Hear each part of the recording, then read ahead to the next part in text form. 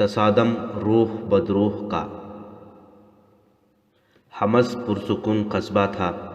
یہ حلب کے شمال میں آج کے شام اور لبنان کی سرحد کے قریب واقع ہے۔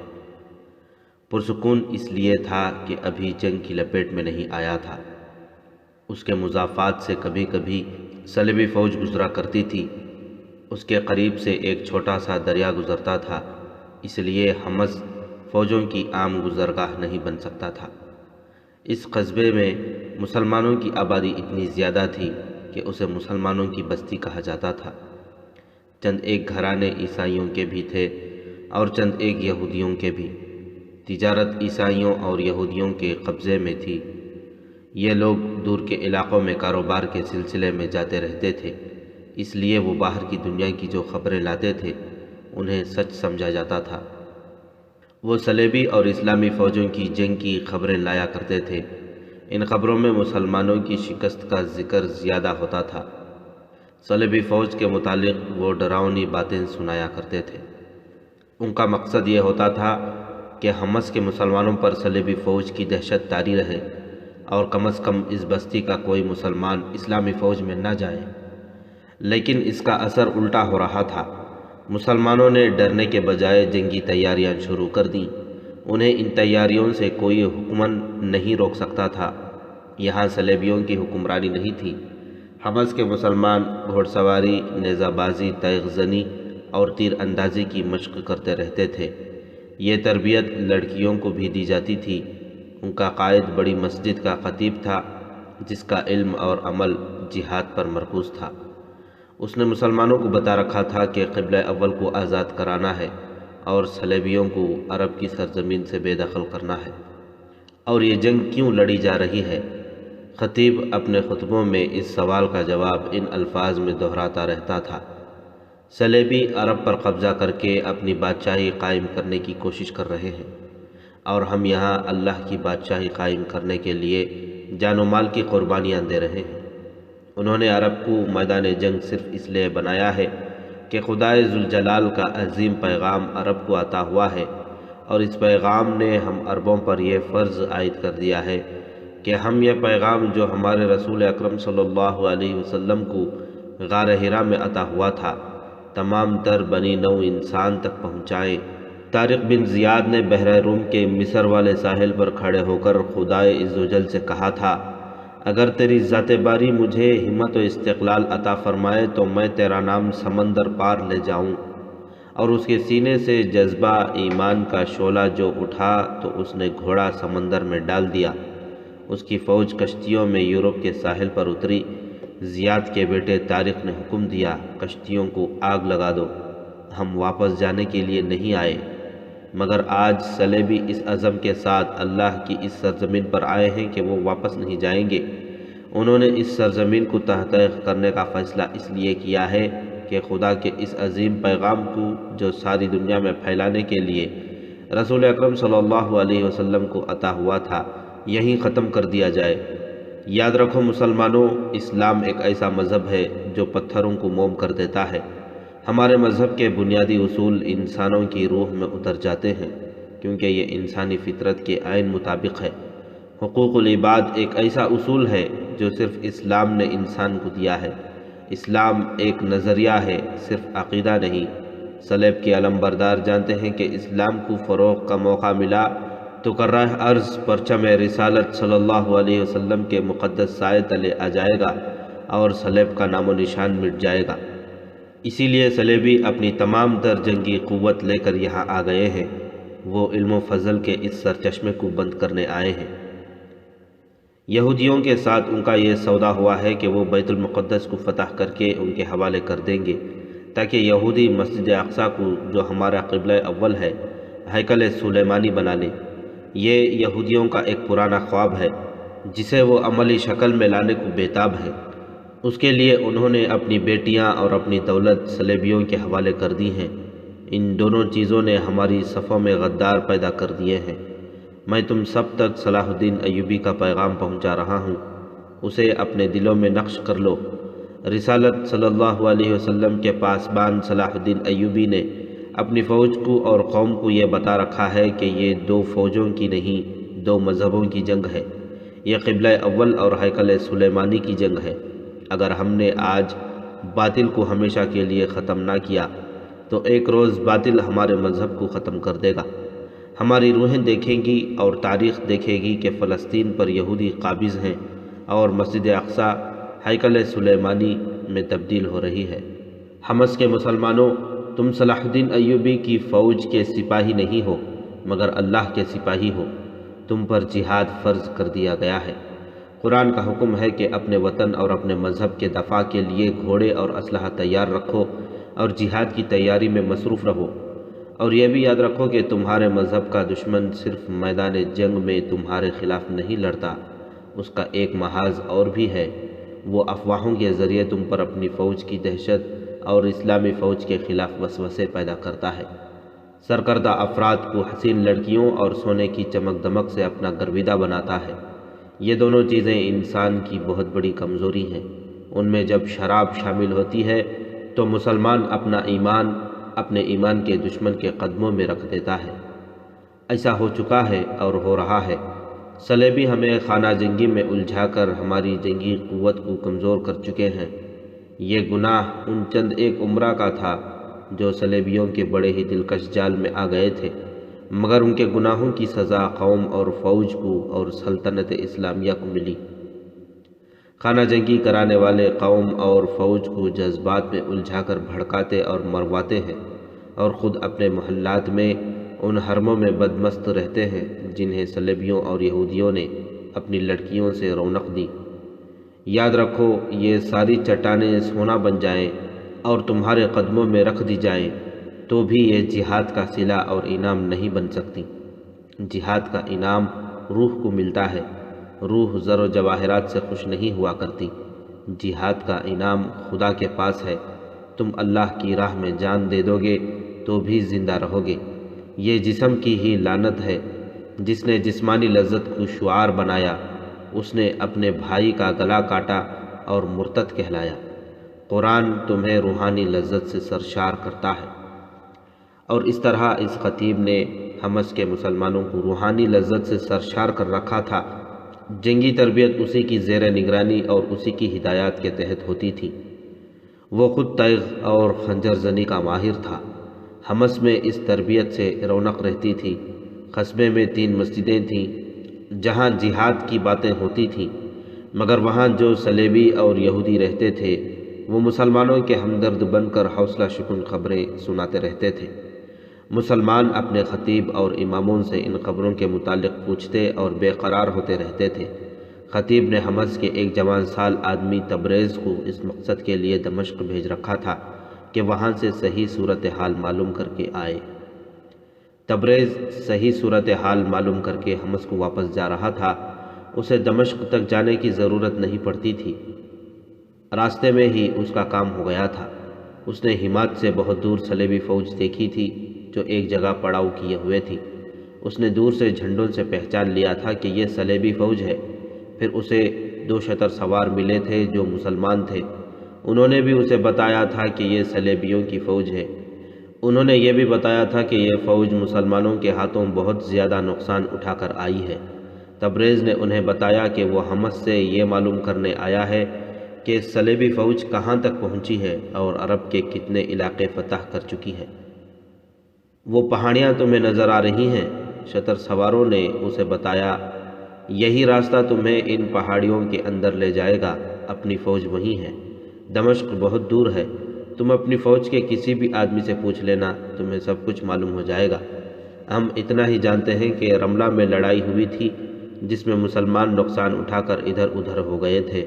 پھر صلیبیوں سے حمات کے قلعے کے قریب لڑائی ہوتی تھی جس میں صلیبی نقصان اٹھا کر بھاگے۔ تم آگے چلے جاؤ لیکن کسی صلیبی سپاہی کے قریب نہ جانا، اسے جو ہی پتہ چلا تم مسلمان ہو تمہیں قتل کر دے گا۔ سورج غروب ہونے کو تھا جب وہ حمات کی پہاڑیوں میں سے گزر رہا تھا۔ ایک فراخ وادی تھی، آگے سے چند ایک سوار آ رہے تھے۔ تبریز راستے سے ہٹا نہیں۔ ایک سوار گھوڑا دوڑاتا آیا اور اسے غصے سے کہا کہ وہ راستے سے دور ہٹ جائے، سالار اعلیٰ آ رہے ہیں۔ تبریز ذرا سا الگ ہٹ گیا۔ سوار اسے پرے ہٹا رہا تھا۔ سالار اعلیٰ اور اس کے ساتھ کے سوار تیزی سے آ رہے تھے۔ سالار اعلیٰ سلطان ایوبی کا بھائی العادل تھا۔ اس نے دیکھا کہ اس کا محافظ ایک مسافر کے ساتھ بہت غصے سے بول رہا ہے اور مسافر شاید راستے سے ہٹ نہیں رہا۔ العادل قریب آ کر رک گیا۔ تبریز کو اپنے پاس بلایا اور پوچھا کہ وہ کون ہے اور محافظ کے ساتھ کیوں جھگڑ رہا ہے۔ تبریز نے جواب دیا کہ وہ حمص سے یہ معلوم کرنے آیا ہے کہ سلطان صلاح الدین ایوبی کی فوج کس حال میں ہے اور صلیبی فوج کو کتنی کچھ کامیابیاں حاصل ہوئی ہیں۔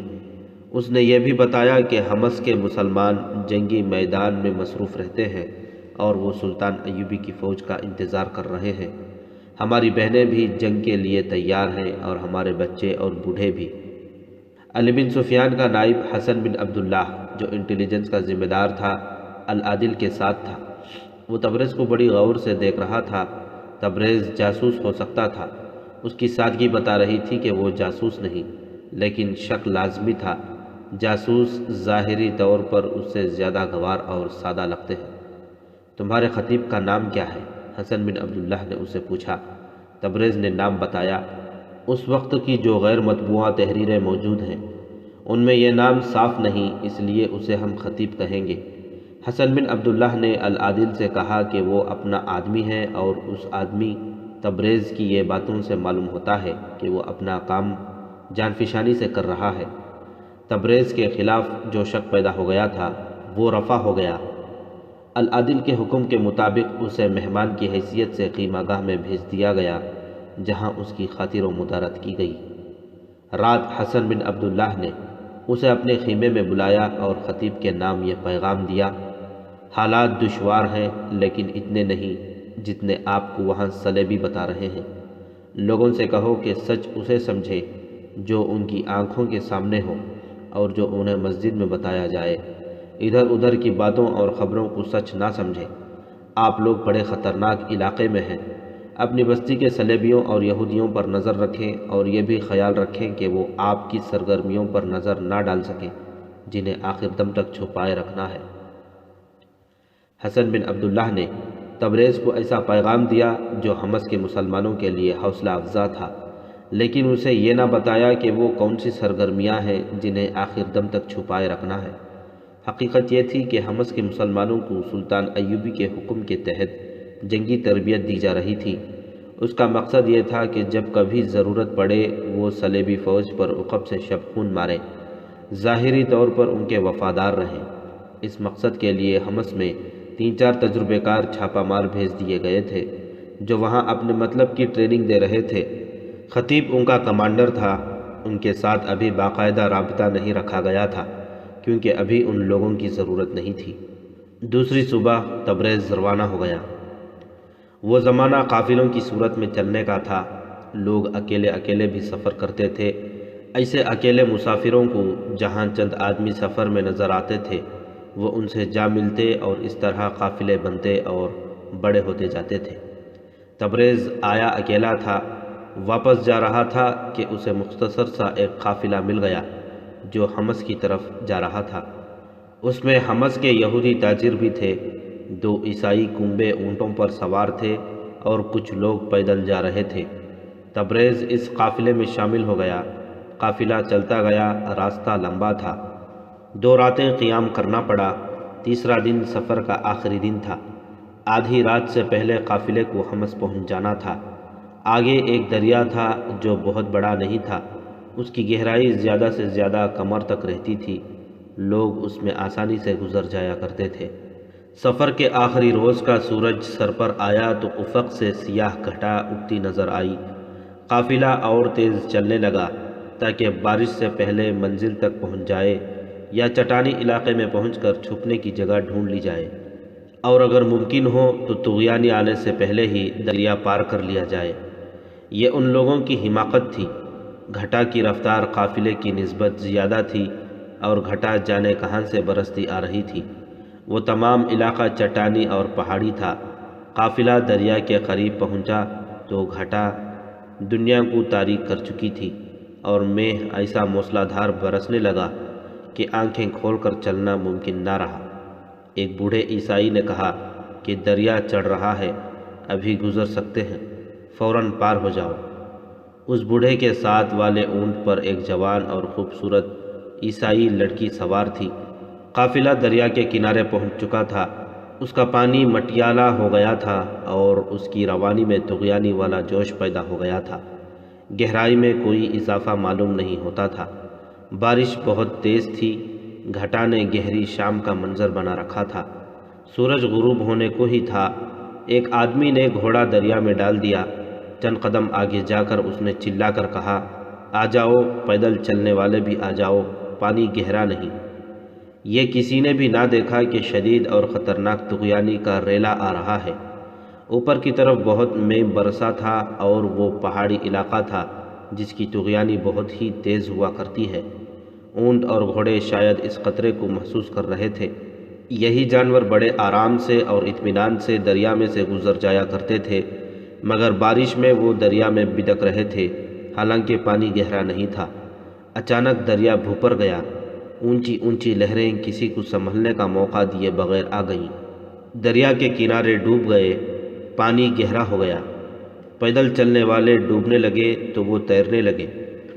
انہوں نے واویلا بپا کر دیا۔ قافلہ دریا میں بکھر گیا۔ دوسرا کنارہ دور تو نہیں تھا، لیکن طغیانی جو بڑھتی جا رہی تھی، آگے جانے ہی نہیں دے رہی تھی۔ پھر قافلے والوں کو ایک دوسرے کا ہوش نہ رہا۔ عیسائی لڑکی کی چیخ سنائی دی۔ تبریز کہیں قریب تھا۔ اس نے چیخ سن لی اور یہ بھی دیکھ لیا کہ وہ اونٹ جس پر عیسائی لڑکی سوار تھی طغیانی کا مقابلہ نہ کر سکا اور اس کے پاؤں اکھڑ گئے۔ طغیانی نے اسے گرا دیا۔ اس کی پیٹھ پر بیٹھی لڑکی دریا میں جا پڑی۔ طغیانی کا یہ عالم تھا کہ کبھی لہریں اوپر کو اٹھتی اور گرتی تھیں اور کبھی بھنور بن جاتی تھیں۔ شور اتنا زیادہ تھا کہ کسی کو کسی کی آواز نہیں سنائی دیتی تھی۔ اگر تبریز قریب نہ ہوتا تو لڑکی کی چیخ کو کوئی بھی نہ سن سکتا۔ وہ گھوڑے پر سوار تھا اور گھوڑا سیدھا تو نہیں جا رہا تھا، لیکن طغیانی کا مقابلہ کر رہا تھا۔ تبریز نے لڑکی کو پانی میں گرتے دیکھا تو اس نے گھوڑے کو دریا کے رخ پر ڈال دیا، لیکن گھوڑا اتنی تیزی سے تیر نہیں سکتا تھا۔ تبریز گھوڑے سے کود گیا اور بہت تیزی سے تیرتا لڑکی کے پیچھے گیا۔ ایک لہر نے لڑکی کو اوپر اٹھایا تو تبریز نے دیکھ لیا۔ طغیانی کا زور بھی تھا اور تبریز کے جواں بازوؤں کی قوت بھی تھی کہ اس نے تھوڑی ہی دور لڑکی کو جا پکڑا۔ وہ ابھی ڈوبی نہیں تھی، لیکن وہ تیر بھی نہیں رہی تھی۔ تبریز کے لیے اسے سنبھالنا بہت مشکل ہو گیا۔ اسی کوشش میں پانی انہیں بہت آگے لے گیا۔ تبریز نے اسے اپنے اوپر ڈالا اور کنارے کی طرف تیرنے لگا۔ لڑکی دوبارہ اس کی پیٹھ سے لڑک گئی۔ وہ ہوش میں نہیں تھی۔ اگر تبریز کے جسم میں طاقت اور دل میں بے خوفی نہ ہوتی تو وہ لڑکی کو چھوڑ کر اپنی جان بچانے کی فکر کرتا۔ طغیانی کا زور اور اس کا شور حوصلے پست کر رہا تھا۔ جس جگہ سے قافلہ دریا میں اترا تھا، وہاں سے کم و بیش 2 میل دور تبریز لڑکی کو سنبھالے کنارے سے جا لگا۔ وہاں چٹانیں تھیں، بارش ابھی تھمی نہیں تھی۔ تبریز نے لڑکی کو ایک چپٹی چٹان پر لٹایا۔ وہ زندہ تھی، ہوش میں نہیں تھی۔ اسے معلوم نہیں تھا کہ بے ہوش کو کس طرح ہوش میں لایا جاتا ہے۔ وہ لڑکی کو دیکھتا رہا۔ لڑکی بے ہوشی میں از خود ہی پیٹ کے بل ہو گئی۔ پیٹ پر زور پڑا تو منہ سے دریا کا پانی نکلنے لگا۔ تبریز نے اس کی کمر پر ہاتھ رکھ کر دبایا تو بہت سا پانی منہ کے راستے باہر نکل آیا۔ اس نے اور زور سے دبایا، پہلوؤں سے بھی پیٹ کو دبایا۔ اس لڑکی کا پیٹ پانی سے خالی ہو گیا۔ گھٹا پھٹنے لگی، بارش کا زور کم ہو گیا اور کچھ روشنی بھی ہو گئی۔ تبریز نے لڑکی کو سیدھا کیا۔ لڑکی نے ذرا سی آنکھ کھولی اور بند کر لی۔ تبریز کا جسم شل ہو چکا تھا۔ اس نے اپنا گھوڑا دریا میں چھوڑ دیا تھا۔ وہ دریا سے نکل گیا ہوگا۔ تبریز کو معلوم نہیں تھا کہ گھوڑے کا انجام کیا ہوا۔ تبریز کی تھکن کم ہو گئی تھی۔ سورج غروب ہونے کو تھا۔ اسے خیال آیا کہ رات آ رہی ہے اور پناہ ڈھونڈنا ضروری ہے۔ اسے امید تھی کہ یہ چٹانی علاقہ ہے، اس میں کہیں نہ کہیں گف یا غار مل جائے گی۔ لمبی مسافت کے مسافر مٹی کے ٹیلوں اور ریتیلی چٹانوں میں غاریں بنائے رکھتے تھے، جو دوسرے مسافروں کے کام بھی آتی تھی۔ اس نے لڑکی کو پیٹھ پر ڈالا اور دو چٹانوں کے درمیان چل پڑا۔ پناہ ملنے کا اسے یقین نہیں تھا، امید تھی۔ وہ دل میں خدا سے مدد مانگتا چلا جا رہا تھا۔ کچھ دیر ادھر ادھر گھومتے پھرتے وہ ایک کشادہ سی جگہ جا پہنچا، جہاں ایک چٹان کے ساتھ اسے 3-4 اونٹ کھڑے نظر آئے۔ یہ کسی مسافر کے نہیں ہو سکتے تھے، کیونکہ ان پر زینے وغیرہ نہیں تھیں۔ اونٹوں تک گیا تو اسے آوازیں سنائی دیں۔ ادھر دیکھا تو چٹان میں اسے ایک فراخ اور اونچا دہانہ نظر آیا۔ اس میں 13-14 سال عمر کے 2 لڑکے کھڑے تھے۔ وہ دونوں بارش میں دوڑے آئے۔ تم دریا سے نکل کر آ رہے ہو؟ ایک لڑکے نے پوچھا۔ وہاں آ جاؤ، بہت اچھی جگہ ہے۔ وہ جگہ واقعی بہت اچھی تھی۔ چٹان بھر بھری تھی۔ صاف پتہ چلتا تھا کہ مسافروں نے یا قریب کہیں رہنے والے گڈریوں نے اسے کاٹ کاٹ کر کمرہ بنا دیا ہے۔ یہ ایک کشادہ گفت تھی، اندر سے بالکل خشک تھی۔ لڑکوں نے وہاں آگ بھی جلا رکھی تھی۔ تبریز نے لڑکی کو فرش پر ڈال دیا۔ وہ ابھی تک ہوش میں نہیں آئی تھی۔ ایک طرف خشک گھاس اور درختوں کی خشک ٹہنیوں کا ڈھیر پڑا تھا۔ تم یہاں کیا کر رہے ہو؟ تبریز نے لڑکوں سے پوچھا۔ ہمارا گھر دریا کے پار ہے، ایک لڑکے نے جواب دیا۔ ہم کبھی کبھی اونٹوں کو ادھر لے آتے ہیں۔ گھاس تو ادھر بھی بہت ہے، لیکن ہم یہاں کھیلنے کے لیے آتے ہیں اور اونٹوں کو بھی چرنے چگنے کے لیے ساتھ لے آتے ہیں۔ ایک جگہ سے دریا چوڑا ہے، وہاں پانی ہمارے گھٹنوں تک ہوتا ہے۔ آج بھی ہم آ گئے اور بارش شروع ہو گئی، یہیں آگ جلا کر کھیلتے رہے۔ گھر کس طرح جاؤ گے؟ تبریز نے پوچھا۔ دریا چڑھا ہوا ہے، اس دریا کا زور زیادہ دیر نہیں رہتا، ایک لڑکے نے بڑے اطمینان سے کہا۔ ہم جہاں سے گزرتے ہیں وہاں طغیانی میں خطرہ نہیں ہوتا، پانی پھیل جاتا ہے۔ بارش تھم گئی تھی، سورج غروب ہو رہا تھا۔ لڑکے اپنے اونٹوں کو لے کر چلے گئے۔ تبریز نے ان سے مدد نہ مانگی، یہ بھی نہ سوچا کہ لڑکی کو اٹھا کر ان کے گاؤں چلا جائے۔ لڑکوں کے جانے کے بعد اس نے آگ پر خشک ٹہنیاں پھینکیں۔ شعلہ اٹھا تو اس نے اپنا کرتا اتارا، جو گلے سے ٹخنوں تک لمبا تھا۔ اسے آگ پر خشک کرنے لگا۔ وہ دل میں شکر ادا کر رہا تھا، خدا نے اسے ایسی طوفانی بارش میں ان لڑکوں کو آگ جلانے کے لیے بھیج دیا تھا۔ اس دوران لڑکی نے آنکھیں کھول دیں۔ اس کے چہرے پر خوف کا تاثر نظر آیا۔ اس نے ادھر ادھر دیکھا، پھر تبریز کو دیکھا تو اس کا منہ دہشت سے کھل گیا۔ تبریز نے اپنا چوغا نما کرتا اتار رکھا تھا اور طغیانی کے مٹیالے اور گدلے پانی نے اس کے بالوں اور چہرے کو خوفناک بنا رکھا تھا۔ ڈرو نہیں، تبریز نے اسے کہا، مجھے پہچانتی نہیں ہو، میں تمہارا ہمسفر تھا، مگر تم مسلمان ہو۔ لڑکی اٹھ بیٹھی اور بولی، مجھے تم پر بھروسہ نہیں کرنا چاہیے، مجھے جانے دو۔ جاؤ، چلی جاؤ، تبریز نے کہا۔ وہ اٹھی، اس سے چلا نہیں جا رہا تھا۔ گف کے باہر ایک قدم رکھا تو باہر تاریک رات کے سوا کچھ نظر نہ آیا۔ اندر آگ کی روشنی تھی۔ اس نے گھوم کر تبریز کو دیکھا، جو ٹہنیوں کی آگ کی روشنی میں پر اسرار سا انسان نظر آ رہا تھا۔ وہ لڑکی کو دیکھتا رہا۔ لڑکی پاؤں پر کھڑی نہ رہ سکی، 1-2 قدم آگے آ کر گر پڑنے کے انداز سے بیٹھ گئی اور بے بسی سے تبریز کو دیکھنے لگی۔ تمہاری نسبت مجھے وہ گھوڑا زیادہ عزیز تھا جسے میں نے دریا میں چھوڑا اور تمہیں ڈوبنے سے بچایا، تبریز نے کہا۔ میری قیمت 20 گھوڑوں سے زیادہ ہے، لڑکی نے نقاہت زدہ آواز میں کہا۔ تم نے مجھ جیسی لڑکی کبھی نہیں دیکھی ہوگی، مجھے ذلیل و خوار کر کے بیچ ڈالو گے، تمہیں کون روک سکتا ہے؟ مجھے خدا روک سکتا ہے، تبریز نے کہا، اور خدا نے مجھے روک رکھا ہے۔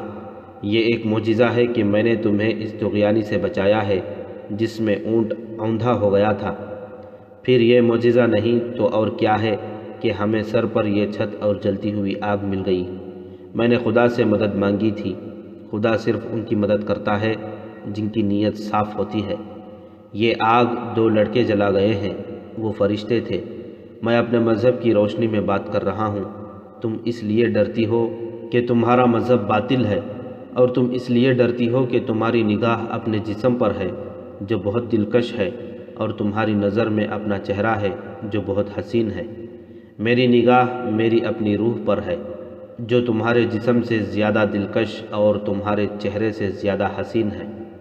میں جانتا ہوں تھوڑی دیر بعد تم مجھے اپنا جسم پیش کر کے کہو گی کہ مجھے منزل پر پہنچا دو۔ کان کھول کر سن لو، میں اپنی روح کو ناپاک نہیں ہونے دوں گا۔ میرے دل میں یہ خرافات ڈالنے کی کوشش نہ کرو کہ میں نے تم جیسی لڑکی کبھی نہیں دیکھی ہوگی۔ تبریز کے بولنے کے انداز میں کوئی ایسا اثر تھا جس نے لڑکی کے ہونٹ سی دیے، اور وہ حیرت اور خوف سے بھری ہوئی آنکھوں سے تبریز کو دیکھ رہی تھی۔ تبریز کی باتوں میں جو خلوص اور عزم تھا وہ صاف محسوس ہو رہا تھا۔ آگ کے قریب سرک جاؤ، تبریز نے کہا۔ وہ کرتا آگ پر خشک کر رہا تھا۔ لڑکی یوں سرک کر آگ کے قریب ہو گئی جیسے اس میں حکم عدولی کی جرت نہیں تھی۔ تبریز نے کرتے کا ایک سرا اس کی طرف بڑھاتے ہوئے کہا، اسے پکڑو اور آگ کے اوپر رکھو۔ اس نے کرتے کو دوسری طرف سے پکڑے رکھا اور دونوں کرتے کو آگ پر ہلانے جلانے لگے۔ لڑکی کے کپڑے بھیگے ہوئے تھے۔ کرتا خشک ہو جائے تو تم پہن لینا، پھر تمہارے کپڑے خشک کر لیں گے۔ نہیں، لڑکی نے گھبرا کر کہا، میں اپنے کپڑے نہیں اتاروں گی۔ تم اپنی کھال بھی اتار کر آگ پر رکھ دو گی، تبریز نے کہا۔ میرے فرض کے راستے میں آنے کی کوشش نہ کرو لڑکی۔ میں تم پر ثابت کروں گا کہ وحشی مسلمان ہوتے ہیں یا عیسائی۔ میں یہ بھی جانتا ہوں کہ تم کتنی پاک دامن ہو۔ تم میری پناہ میں ہو۔ میں تمہیں کوئی سخت بات نہیں کہہ سکتا۔ تم عورت ہو۔ میرا مذہب حکم دیتا ہے کہ مجبور عورت پر ہاتھ نہ اٹھاؤ۔ تم نے مجھے کس طرح طغیانی سے بچا لیا ہے؟ لڑکی نے پوچھا۔ کیا باقی لوگ پار ہو گئے تھے؟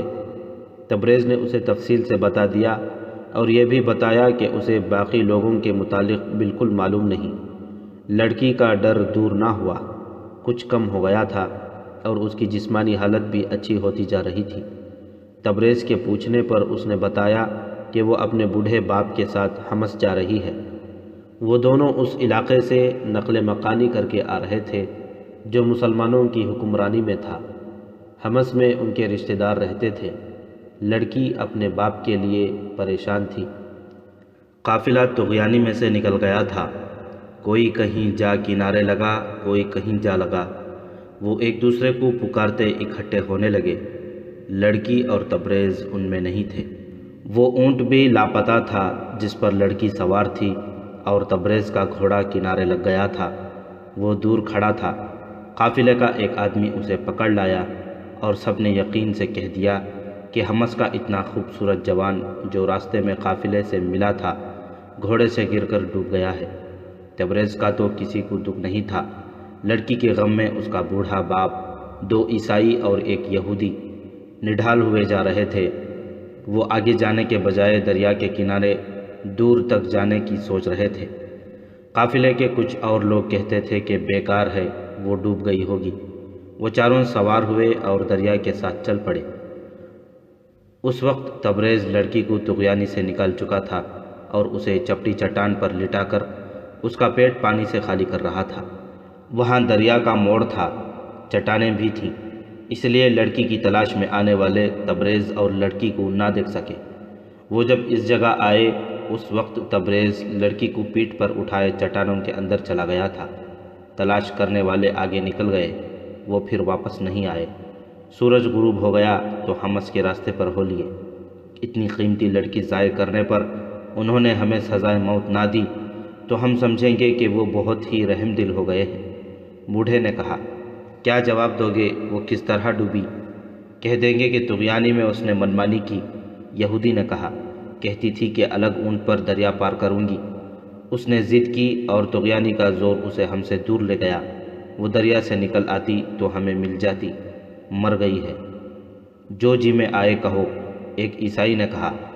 ہماری یہ کوتاہی بخش بھی دی جائے تو کیا تم سب کو افسوس نہیں کہ اتنی کارآمد لڑکی ضائع ہو گئی ہے؟ دوسری لڑکی لاتے 1 مہینے سے زیادہ عرصہ لگ جائے گا۔ میں نے کئی بار مشورہ دیا تھا کہ اس کام کے لیے 2 لڑکیوں کی ضرورت ہے، بوڑھے نے کہا۔ حمص کے مسلمان جوش سے پھٹے جا رہے ہیں، اس میں کوئی شک نہیں رہا کہ وہ جو جنگی تربیت حاصل کر رہے ہیں وہ کوئی جذباتی یا وقتی جوش نہیں، میں نے ان کی تربیت بہت غور سے دیکھی ہے۔ میرا تجربہ کہتا ہے کہ یہ شب خون اور چھاپے مارنے کی باقاعدہ تربیت ہے۔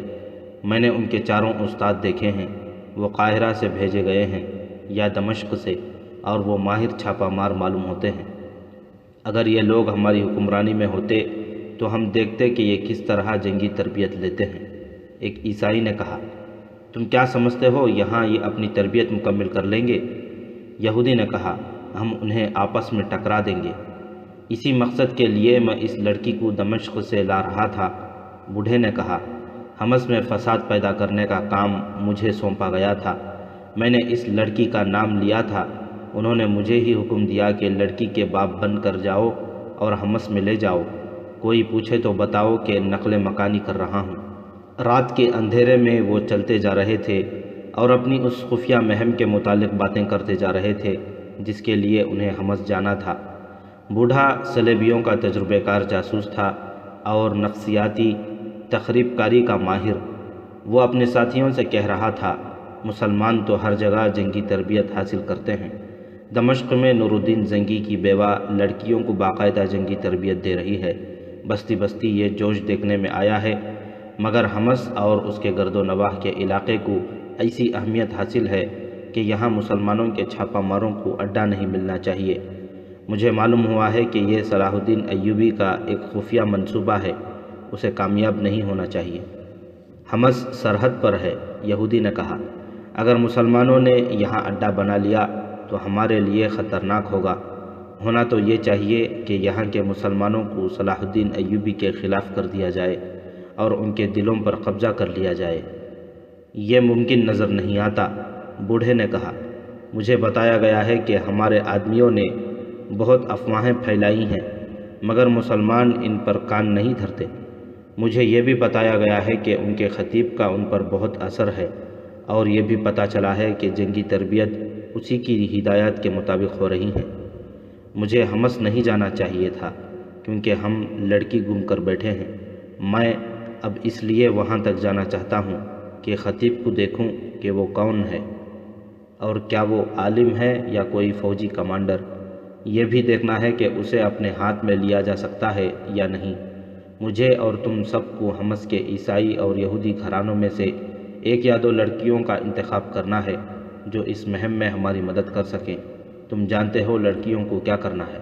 میں نے تمہیں یہ دمشق میں بھی بتایا تھا کہ یہاں کے مسلمان ایمان کے پکے ہیں، ایک عیسائی نے کہا۔ ابھی تک ہم کسی ایک کو بھی نہیں خرید سکے۔ میں ساری عمر اس دریا پر لعنت بھیجتا رہوں گا جس نے ہمیں ویرا سے محروم کر دیا ہے۔ میرا نام ویرا ہے، لڑکی نے تبریز کے پوچھنے پر بتایا۔ ہم غریب لوگ ہیں، مسلمانوں نے دمشق میں ہمارا جینا محال کر دیا تھا۔ خدا غریب کی بیٹی کو حسن نہ دے۔ بڑے بڑے امیر مجھے خریدنے کی کوشش کرتے تھے، ایک نے تو مجھے اغوا کرنے کی بھی کوشش کی تھی۔ میرا باپ مجھے قاضی کے پاس لے گیا، اس نے ہماری فریاد سن لی اور میری حفاظت کا انتظام کر دیا، مگر وہاں حکومت مسلمانوں کی تھی۔ ہم ڈرتے رہے، میرے باپ نے یہی بہتر سمجھا کہ دمشق سے نکل ہی جائے۔ حمص میں ہمارے رشتہ دار ہیں، اب ہم ان کے پاس جا رہے تھے، معلوم نہیں میرا باپ زندہ ہوگا یا نہیں۔ کیا تم ایک مظلوم اور مجبور لڑکی پر رحم نہیں کرو گے؟ رات گزرتی جا رہی تھی۔ بوڑھا عیسائی جسے ویرا اپنا باپ کہتی تھی اپنے ساتھیوں کے ساتھ بہت دور نکل گیا تھا۔ میرا جامہ خشک ہو گیا ہے، تبریز نے کرتا اس کی طرف پھینکتے ہوئے کہا۔ میں باہر نکل جاتا ہوں، اٹھو اپنے کپڑے اتارو اور یہ پہن لو، تمہیں سر سے پاؤں تک ڈھانپ لے گا، پھر اپنے کپڑے خشک کر کے پہن لینا۔ میں تمہارے ہاتھ میں مجبور ہوں، ویرا رندھی ہوئی آواز میں بولی۔ میرے ساتھ اس درندے کا سا سلوک نہ کرو جو شکار کو مارنے سے پہلے اس کے ساتھ کھیلتا ہے۔ میں کہہ رہا ہوں یہ بھیگے ہوئے کپڑے اتار دو، تبریز نے غصے سے کہا اور باہر کو چل پڑا۔ ویرا نے اسے باہر جاتے اور ایک طرف ہوتے دیکھا، وہ آؤٹ میں ہو گیا جہاں سے ویرا کو نظر نہیں آتا تھا۔ ویرا نے ذرا آگے ہو کر دیکھا، وہ گف کی طرف پیٹ کیے کھڑا تھا۔ آگ اتنی زیادہ تھی کہ روشنی تبریز کی پیٹھ پر پڑ رہی تھی۔ ویرا نے اپنے فراق کے اندر ہاتھ ڈالا، اس نے اندر کمر کے گرد کپڑا لپیٹ رکھا تھا۔ اس نے کپڑے میں خنجر اڑسا ہوا تھا۔ ویرا نے خنجر نکال لیا اور دبے پاؤں آگے بڑھی۔ تبریز بے خبر کھڑا تھا۔ ویرا اس سے ایک قدم دور رہ گئی تو اس نے خنجر دائیں طرف کر کے پہلو میں گھونپنے کو وار کیا۔ تبریز بجلی کسی تیزی سے گھوما اور لڑکی کے دائیں ہاتھ کی کلائی اتنی زور سے مروڑی کہ لڑکی گھوم گئی اور اس کے ہاتھ سے خنجر گر پڑا۔ تبریز کے بچنے کا باعث یہ تھا کہ وہ جہاں کھڑا تھا وہاں سے چند ہی قدم آگے ایک اور چٹان تھی۔ آگ تبریز کے پیچھے تھی۔ تبریز کو سامنے والی چٹان پر اپنا سایہ نظر آیا۔ اس نے پیچھے نہ دیکھا کیونکہ سائے کا دایاں بازو دائیں کو پھیلا تو اسے خنجر کا سایہ صاف نظر آیا۔ ویرا پہلو میں وار کر کے پیٹ چاک کرنا چاہتی تھی۔ سائے کی حرکت دیکھ کر تبریز پیچھے کو گھوما اور لڑکی کی کلائی پکڑ لی۔ خنجر گرا تو اس نے ویرا کی کلائی چھوڑ کر خنجر اٹھا لیا۔ اس نے نوک لڑکی کی طرف کی تو اس کے سامنے گھٹنوں کے بل بیٹھ گئی اور ہاتھ جوڑ کر التجا کی، جو کہو گے مانوں گی، مجھے قتل نہ کرنا۔ میں اس کے سوا تمہیں کچھ نہیں کہوں گا کہ یہ کپڑے اتار دو اور میرا کرتا پہن لو۔ تبریز نے حکم کے لہجے میں کہا، تم نے دیکھ لیا ہے کہ تم مجھے قتل نہیں کر سکتی۔ میری آنکھیں آگے ہیں، کھوپڑی کے پیچھے نہیں۔ یہ میری روح کی آنکھیں ہیں جن سے میں نے تمہیں دیکھ لیا تھا۔ کیا میں اپنے سامنے تمہارے کپڑے نہیں اتروا سکتا؟ میں تمہیں کپڑوں کے بغیر نہیں دیکھنا چاہتا۔ وہ ایک دفعہ پھر وہیں جا کھڑا ہوا۔ ویرا گف کے ایک کونے میں چلی گئی۔ اس نے بڑی تیزی سے اپنا فراک اتارا، پھر زیر جامہ بھی اتار دیا اور تبریز کا کرتا پہن لیا جس میں وہ گردن سے پاؤں تک مستور ہو گئی۔ اس نے تبریز کو آواز دے کر کہا، آ جاؤ۔ تبریز اندر گیا۔ ویرا کا فراک اٹھا کر ایک طرف سے اس کے ہاتھ میں دیا اور آگ پر خشک کرنے لگا۔ ویرا اسے کنکھیوں سے دیکھتی رہی۔ تبریز نے کوئی بات نہ کی۔ ویرا کو اس کی خاموشی پریشان کر رہی تھی۔ اس کا دل مان نہیں رہا تھا کہ یہ جوان آدمی اسے بخش دے گا۔ اب تو خنجر بھی اس جوان کے پاس تھا۔ وہ خاموشی سے کپڑے خشک کرتے رہے۔ جب خشک ہو گئے تو تبریز لڑکی کو یہ کہہ کر باہر نکل گیا کہ یہ پہن لو۔ لڑکی نے ایک بار پھر ڈرتے ڈرتے کپڑے بدلے اور تبریز کو اندر بلا لیا۔ یہ خنجر اپنے پاس رکھو۔ تبریز نے خنجر اس کی طرف پھینک کر کہا، اور سو جاؤ، صبح روانہ ہو جائیں گے۔ تم مجھے دھوکہ دے رہے ہو، ویرا نے کہا، یا تم بے حس اور مردہ انسان ہو۔ یہ مجھے تمہاری فوج کے سامنے ثابت کرنا ہے کہ میں بے حس اور مردہ نہیں۔ میرے دل میں تمہارے خلاف کوئی دشمنی نہیں۔ میں تمہارے ان بادشاہوں کا دشمن ہوں جو میرے وطن پر قبضہ کرنے آئے ہیں اور جو ہمارے قبلہ اول پر قابض ہو چکے ہیں۔ تمہیں غلط باتیں بتا کر بھڑکایا جا رہا ہے۔ ویرا نے کہا، تم کچھ نہ جاننے والے دیہاتی ہو۔ جسے تم قبلہ اول کہتے ہو وہ دراصل یہودیوں کا معبد ہے۔ وہ ہیکل سلیمانی ہے۔ صلاح الدین ایوبی اپنی سلطنت کو بہت دور تک پھیلانا چاہتا ہے۔ تم جیسے سیدھے سادے مسلمانوں کے مذہبی جذبات کو بھڑکانے کے لیے وہ کہہ رہا ہے کہ وہ قبلہ اول ہے اور وہ مسجد ہے۔ ہم اپنے خطیب کے سوا کسی کی بات نہیں سنا کرتے۔ تبریز نے کہا، تم سو جاؤ، میں تمہاری کوئی بات نہیں سنوں گا۔ مجھے نیند نہیں آئے گی، ویرا نے کہا، میں تم سے ڈرتی ہوں، باتیں کرتے رہو۔ تمہارا خطیب حمص کا رہنے والا ہے یا کہیں باہر سے آیا ہے؟ حمص کا رہنے والا ہے، تبریز نے جواب دیا اور اپنا کرتا پہن کر لیٹ گیا۔ ویرا کو جاسوسی اور کردار کشی کی ٹریننگ ملی ہوئی تھی۔ دمشق میں اسے اسی مقصد کے لیے بھیجا گیا تھا اور اب اسی مقصد کے لیے اسے حمص لے جایا جا رہا تھا۔ اس نے حمص کے خطیب اور وہاں کے مسلمانوں کے متعلق تبریز سے معلومات لینے کے لیے بہت باتیں کیں، لیکن تبریز نے کوئی دلچسپی نہ لی اور بے رخی کا اظہار کرتا رہا۔ ویرا کا جسم ٹوٹا ہوا تھا۔ وہ اس کوشش میں تھی کہ اسے نیند نہ آئے، مگر اس کی آنکھ لگ